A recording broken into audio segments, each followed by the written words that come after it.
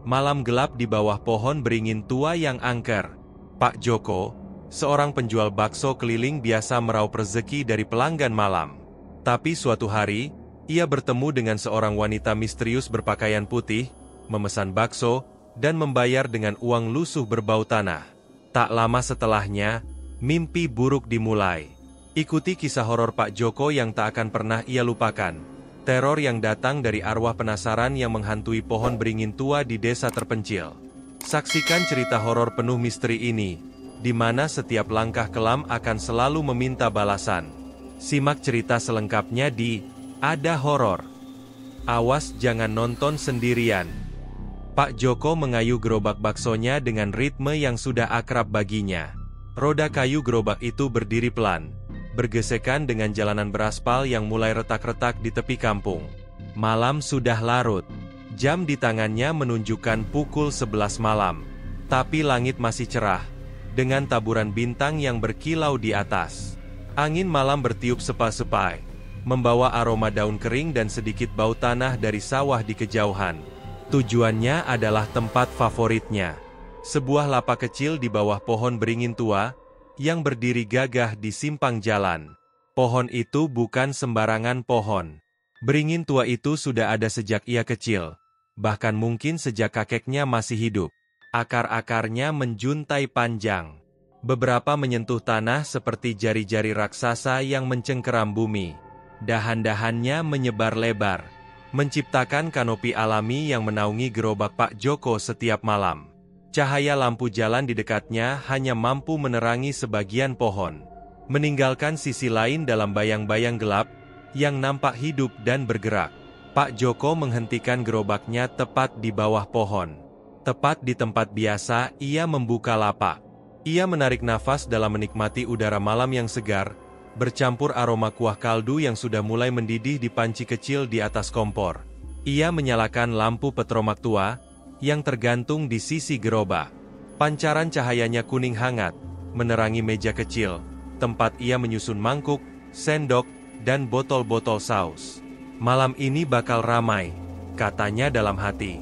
Sudah lebih dari 10 tahun, ia berjualan bakso keliling.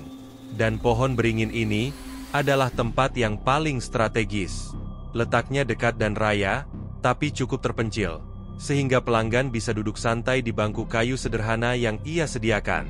Tukang ojek, supir truk, bahkan anak muda yang pulang malam dari nongkrong, sering mampir. Bagi Pak Joko, malam adalah waktu yang terbaik untuk berjualan. Siang terlalu panas, dan orang-orang sibuk dengan urusan mereka. Malam membawa ketenangan dan pelanggan yang lapar. Ketika ia sibuk mengaduk kuah dan memotong daun bawang, dengan pisau kecilnya, ia mendengar langkah pelan mendekat, dari arah jalan setapak yang membelah kampung. Ia menoleh sekilas, melihat sosok wanita berjalan perlahan menuju gerobaknya. Pakaiannya putih bersih panjang, hingga menutupi kaki. Hampir seperti kebaya tua yang jarang dipakai orang zaman sekarang. Rambutnya hitam legam, terurai panjang hingga menutupi sebagian wajahnya, dan ia berjalan tanpa suara, seolah kakinya tak benar-benar menyentuh tanah. Pak Joko tak terlalu memperhatikan detail itu. Pelanggan malam sering datang dengan penampilan yang aneh. "Bakso 1, Pak," kata wanita itu, ketika sampai di depan gerobak. Suaranya lembut, hampir seperti bisikan yang nyaris tenggelam dalam desahan angin. Pak Joko mengangguk ramah. Kebiasaannya melayani pelanggan dengan senyuman sederhana. Tetap ia pertahankan, meski malam semakin larut. "Iya, Mbak, ditunggu sebentar," katanya, sambil mengambil mangkuk dari tumpukan di samping. Wanita itu hanya mengganggu pelan. Tangannya terlipat di depan perut, tak bergerak. Pak Joko mulai menyiapkan pesanannya. Ia menyendok beberapa butir bakso kenyal dari panci, menambahkan mie kuning yang sudah direbus, lalu menuangkan kuah panas yang mengeluarkan uap harum. Tangan-tangannya bergerak cepat, terlatih oleh rutinitas bertahun-tahun. Tapi saat ia bekerja, ia merasakan sesuatu yang aneh. Udara di sekitar gerobak tiba-tiba terasa dingin, padahal kompornya menyala, dan malam itu tidak terlalu berangin. Ia menoleh ke wanita itu untuk menyerahkan mangkuk. Tapi wanita itu hanya berdiri diam, menatap ke arah pohon beringin tanpa ekspresi. Cahaya petromak tak cukup menerangi wajahnya. Tapi Pak Joko bisa melihat kulitnya yang pucat, hampir seperti tak pernah tersentuh oleh sinar matahari. "Di sini," bisiknya. Dan untuk pertama kalinya, Pak Joko merasa bulu kuduknya merinding. Ada sesuatu di suara itu. Kosong, dingin, seperti gema dari tempat yang jauh. Ia mengangguk cepat, menyerahkan mangkuk ke tangan wanita itu. Jari-jarinya yang dingin sempat bersentuhan dengan tangan Pak Joko, dan ia tersentak pelan. Dingin sekali, pikirnya. Tapi ia tidak berkomentar. Wanita itu berjalan pelan ke bangku kayu, duduk dengan gerakan yang aneh. Pak Joko mengalihkan perhatiannya kembali ke gerobak, mencoba mengabaikan perasaan yang tak enak yang mulai merayap di dadanya. Malam masih panjang, dan ia tak ingin memikirkan hal-hal aneh yang mungkin hanya hayalannya. Setelah melayani wanita berpakaian putih itu, Pak Joko memutuskan untuk menutup lapaknya lebih awal. Jam di tangannya baru menunjukkan pukul 11.30 malam. Tapi udara dingin yang tak wajar, dan perasaan tidak enak di hatinya, membuatnya ingin segera pulang. Ia mematikan kompor gas dengan sebuah keli kecil, menutup panci kuah yang masih beruap, dan mulai membereskan peralatan. Mangkuk-mangkuk kotor yang ia susun rapi, di ember plastik biru yang sudah lusuh. Sendok-sendok ia lap dengan kain lembab, sebelum dimasukkan ke kotak kecil di samping gerobak. Lampu petromak ia biarkan menyala, untuk menerangi langkahnya saat ia mengayuh pulang. Pancaran cahayanya kini nampak lebih redup, di bawah bayang-bayang pohon beringin yang semakin gelap. Sebelum berangkat, ia mengambil kotak uang dari laci kecil di gerobaknya. Sebuah kaleng bekas biskuit yang sudah penyok di beberapa sisinya. Ia membukanya sekilas, memastikan hasil jualannya malam itu aman. Uang kertas dan koin bercampur di dalamnya. Baunya sedikit amis, karena tangannya yang masih berminyak dari memotong daun bawang. Wanita tadi membayar dengan uang selembar Rp10.000, tapi ia tidak sempat memeriksanya, karena buru-buru membereskan barang. Ia hanya memasukkan uang itu ke dalam kaleng, dan menutupnya rapat. Kemudian mengayuh gerobaknya menuju rumah di kampung sebelah. Perjalanan pulang terasa lebih lama dari biasanya. Jalan kampung yang sepi, hanya ditemani suara gerobak yang bergoyang di atas batu kerikil, dan sesekali gonggongan anjing dari kejauhan. Lampu petromak bergoyang pelan di sisi gerobak, menciptakan bayangan yang memanjang dan bergerak di dinding-dinding rumah warga yang sudah gelap. Pikiran Pak Joko masih tertuju pada wanita itu. Ia tidak bisa mengingat wajahnya dengan jelas. Hanya kesan guram tentang kulit pucat dan rambut hitam, yang terlalu panjang. Mungkin dia cuman orang biasa, gumamnya, mencoba menenangkan diri. Tapi suara wanita itu, bisikan yang seperti angin, terus bergema di kepalanya. Sesampainya di rumah, sebuah bangunan sederhana berdinding bata, dengan atap genteng yang sedikit bocor di sudut. Pak Joko membawa gerobaknya ke halaman belakang. Ia memarkirkan gerobaknya di bawah pohon mangga kecil, yang daunnya mulai menguning. Kemudian mengunci pintu gudang, tempat ia menyimpan peralatan tambahan. Lampu petromak ia matikan, dan kegelapan malam seketika menyelimuti halaman. Hanya diterangi sedikit cahaya dari bawah lampu di teras.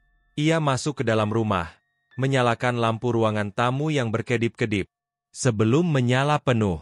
Kemudian duduk di kursi kayu tua di dekat meja makan. Kotak uang ia letakkan di atas meja, berniat menghitung hasil jualannya sebelum ia pergi tidur. Ia membuka kaleng itu dengan hati-hati. Jari-jarinya yang kasar mengeluarkan tumpukan uang kertas dan koin. Ada Rp50.000 dari supir truk yang mampir tadi sore, beberapa lembar uang Rp5.000 dari anak muda yang nongkrong, dan koin-koin kecil yang ia pisahkan ke dalam mangkuk plastik di samping. Tapi ketika tangannya menyentuh selembar uang Rp10.000 yang terlipat di dasar kaleng, ia mengerutkan keningnya. Uang itu berbeda. Ia mengambilnya dan mengamatinya di bawah cahaya lampu. Warnanya pudar, hampir abu-abu, tidak seperti uang kertas baru yang biasanya ia terima. Ia mencium uang itu lebih dekat, dan baunya semakin kuat. Tanah bercampur sesuatu yang busuk, seperti akar yang membusuk di bawah pohon. Mungkin kejatuhan kuah, katanya dalam hati, mencoba mencari alasan logis. Tapi ia tahu, itu tidak masuk akal. Kemudian ia memasukkan uang itu ke dalam dompet tua di sakunya, berniat menukarnya besok pagi di warung tetangga. Sebelum tidur, ia mematikan lampu ruangan tamu, dan berjalan ke kamarnya yang sempit. Kasur tua, dengan kasur kapuknya berderit, saat ia berbaring dan kegelapan menyelimuti ruangan. Tapi ketika ia hendak memejamkan mata, ia mendengarkan sesuatu. Suara pelan seperti bisikan dari arah luar rumah.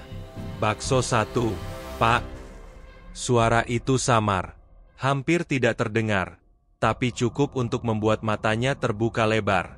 Ia menoleh ke jendela kecil di samping ranjang, tapi tak ada apa-apa di sana. Hanya kegelapan malam yang pekat. Kemudian dia menarik selimut hingga menutupi kepala, berusaha melupakan apa yang baru saja ia dengar. Keesokan paginya, matahari baru saja muncul di ufuk timur. Pak Joko terbangun dengan perasaan yang lelah, seperti ada beban yang tak kasat mata, yang menempel di pundaknya. Malam tadi ia tidur gelisah. Mimpi-mimpinya penuh dengan bayangan samar tentang pohon beringin, dan bisikan yang tidak jelas. Ia menggosok mata dengan tangan yang masih terasa kaku, lalu bangkit dari kasur kapuk yang sudah mulai menggumpal di beberapa bagian. Setelah mencuci muka dengan air dingin, dari bak mandi yang sudah berkarat, ia mengenakan kaos oblong lusuh dan celana pendek, lalu berjalan keluar rumah menuju warung kopi langganannya di ujung kampung. Warung kopi Pak Oman adalah tempat yang sederhana. Sebuah bangunan bambu dengan atap seng, yang sudah berkarat di beberapa bagian. Asap rokok dan aroma kopi tubruk yang kuat memenuhi udara, bercampur dengan suara tawa dan perbincangan para pelanggan. Pak Joko memesan secangkir kopi hitam tanpa gula, lalu duduk di bangku dekat pintu, menatap mangkuk plastik berisi kacang goreng di atas meja, sambil mencoba menenangkan pikiran. "Pagi, Pak Joko. Kok murum begitu mukanya?" sapa Pak Oman dari balik meja kasir. Tangannya sibuk mengadu kopi pesanan pelanggan lain. Pak Joko tersenyum kecil, lalu menggeleng pelan. "Capek, Pak. Malam tadi pulang agak larut," katanya, suaranya sedikit serak. Ia mengeluarkan dompetnya, berniat menukar uang lusuh itu dengan koin, untuk membayar kopi. Tapi tangannya berhenti saat ia menyentuhnya lagi. Bau tanah itu masih ada. Samar tapi cukup untuk membuat bulu kuduknya berdiri. Perbincangan di warung itu tiba-tiba menarik perhatiannya. Di sudut ruangan, beberapa tukang ojek sedang bercerita dengan penuh semangat. Suara mereka keras dan penuh tawa. "Apa kalian tahu pohon beringin di samping itu?" tanya seseorang tukang ojek bernama Bang Jaka. Katanya, semalam ada yang melihat bayangan perempuan berdiri di situ. Baju putih, rambut panjang. Pak Joko meneguk kopinya perlahan, tapi tangannya mulai bergetar. Ia menoleh ke arah Bang Jaka, berusaha mendengar lebih jelas. "Perempuan itu pasti Mbak Lastri," lanjut tukang ojek yang lain, yang bernama Pak Salim. "Dulu waktu saya masih kecil, dia bunuh diri di pohon itu. Keluarganya malu. Katanya dia hamil di luar nikah. Sampai akhirnya dia mengakhiri hidupnya dengan gantung diri. Sejak itu, orang-orang bilang arwahnya tidak tenang. Sering muncul di malam hari pakai baju putih, cari orang buat diajak ngobrol." Jantung Pak Joko berdetak kencang. Ia teringat wanita yang semalam. Baju putih yang terlalu bersih, rambut hitam yang menutupi wajah, suara bisikan yang dingin. "Ah, cuman dongeng," katanya dalam hati, mencoba menepis rasa takut yang mulai merayap. "Pak Joko kok melamun?" tanya Pak Oman. Menyadari ekspresi tegang di wajahnya, Pak Joko tersentak. "Tidak apa-apa, Pak. Cuman kepikiran dagangan," katanya tergesa-gesa. Lalu ia berdiri untuk membayar. Ia menyerahkan uang Rp5.000, memutuskan untuk menyimpan uang lusuh itu lebih lama. Sebelum pergi, ia mendengar Bang Jaka melanjutkan ceritanya. Katanya Mbak Lastri itu suka mampir ke pedagang malam. Dia pesan makanan, bayar pakai uang aneh, terus hilang begitu saja. Ada yang bilang, kalau kamu ambil uangnya, dia bakal ikut kamu pulang." Tawa kecil meledak dari para tukang ojek. Tapi Pak Joko tidak bisa ikut tertawa. Keringat dingin mulai menguncur di dahinya, dan ia buru-buru meninggalkan warung itu. Langkahnya cepat, seolah ada yang mengejar. Hari itu berlalu dengan lambat bagi Pak Joko. Setelah mendengar cerita warga di warung kopi, pikirannya tidak bisa tenang. Ia menghabiskan siang dengan memperbaiki gerobaknya, mengencangkan baut yang longgar, mengolesi minyak pada roda yang mulai berderit, dan membersihkan panci kuah dari sisa kaldu yang mengering. Tapi setiap kali tangannya bekerja, matanya sesekali melirik ke dompet tua di atas meja dapur. Tempat uang lusuh itu tersimpan. Bau tanah yang samar, seolah mengeluar dari saku dompet, menyelinap ke dalam hidungnya. Meski ia tak membukanya lagi. "Besok aku tukar," pikirnya mencoba meyakinkan diri bahwa semua itu hanyalah kebetulan. Malam tiba lebih cepat dari yang ia harapkan. Langit sudah gelap saat ia mengayuh gerobaknya kembali ke pohon beringin. Awan tebal menutupi bintang-bintang yang biasa menemani perjalanannya. Sesampainya di bawah pohon beringin, ia menghentikan gerobaknya di tempat yang biasa. Ia menyalakan kompor gas, dan uap dari kuah bakso mulai naik, membawa aroma kaldu yang harum. Tapi malam ini, aroma itu tak membuatnya nyaman. Ada bau lain yang samar-samar menyelinap. Bau tanah basah, seperti yang ia temukan di uang lusuh itu. Pak Joko mencoba fokus pada pekerjaannya. Ia menyapa beberapa pelanggan biasa yang mampir, tapi matanya tak bisa lepas dari kegelapan di sekitar pohon. Setiap desir angin, setiap bayangan yang bergerak di sudut matanya, membuat jantungnya berdetak lebih kencang. Jam menunjukkan pukul 11 malam, ketika pelanggan terakhir pergi.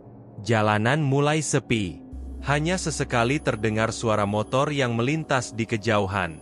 Pak Joko duduk di bangku kecil di samping gerobak, menyeka keringat di dahinya dengan ujung celemeknya yang sudah kotor. Tiba-tiba ia mendengar langkah pelan dari arah jalan setapak yang membelah kampung. Bunyinya lembut, hampir tidak terdengar seperti seseorang berjalan tanpa alas kaki di atas tanah basah. Pak Joko menoleh, dan jantungnya seketika berhenti berdetak untuk sesaat. Wanita itu kembali. Pakaiannya masih putih bersih panjang, hingga menutupi kaki, dan rambutnya hitam legam terurai, seperti tirai yang menutupi wajahnya. Ia berjalan perlahan menuju ke gerobak. Langkahnya mulus seolah melayang di atas tanah. "Bakso 1, Pak," katanya.